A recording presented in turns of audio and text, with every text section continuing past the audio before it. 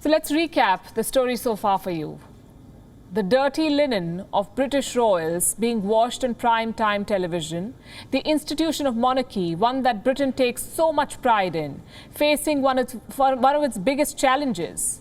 The British economy is in a shambles. The Wuhan virus has put British healthcare on ventilator. Scotland wants independence. Britons want jobs. Quick question. What are the British leaders doing? Well, they are busy debating India, believe it or not.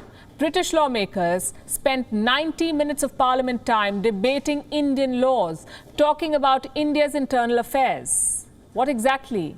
Press freedom, Indian press freedom, safety of protesting farmers, again Indian farmers, and Indian laws. The UK has no jurisdiction over any of them, no control over the laws that govern them or the laws that they are protesting. So why waste time debating issues that do not concern you? Why waste 90 minutes of crucial parliament time when your country is facing severe economic, healthcare and institutional crises? Also, since when do Britons care so much about India? They colonized India for a good 2 centuries, decimated the Indian economy, opened fire at peaceful protesters at Jallianwala Bagh in 1919, killed nearly 400 of them, starved 3 million Indians to death in 1943. What was the British Parliament doing during the Bengal famine? They could have stopped it.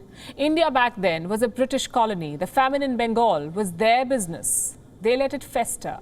The farmer protest right now is not their business, but they want to intervene. Why are the British parliamentarians suddenly so concerned? Well, they're not, at least not about Indian farmers. These parliamentarians care about votes, securing the next election, staying in power. Their concern/obsession with India is nothing but vote bank politics. Let me show you some numbers. 1.5 million people of Indian origin live in the UK. That's almost 1.8% of the country's total population. The Indian diaspora contributes 6% to the UK's GDP. 15 Indian origin candidates entered the House of Commons after the December 2019 election. Indians are the single largest ethnic minority group in the UK. This debate in the British Parliament was orchestrated to impress them. A Liberal Democrat councillor named Gert Singh started a petition in December 2020. He had 3 demands. 1, the UK make a statement on the Indian farmers' protest. 2, urge India to ensure the safety of the protesters. And 3, ask India to maintain press freedom. Speaking to an online publication, Singh said, and I'm quoting, "In the UK, we consistently scrutinize the actions of our government and also foreign governments. Indeed, it's the sign of a healthy, thriving democracy."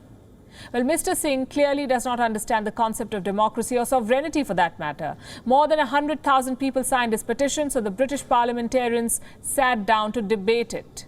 The Indian High Commission in London issued a statement. It said, rather than a balanced debate, false assertions without substantiation of facts were made, casting aspersions on the largest functioning democracy in the world and its institutions.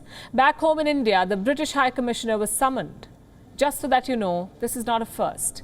Let's rewind to the month of January this year. The menace of the UK variant was at its peak. The whole world was concerned about the state of affairs in the UK. What was the UK's concern? Again, India. On the 11th of January, the British Parliament was debating minority rights in India. On the 13th of the same month, it was the political situation in Kashmir. 14 days later, this headline was published. COVID-19 has killed more than 100,000 in Britain.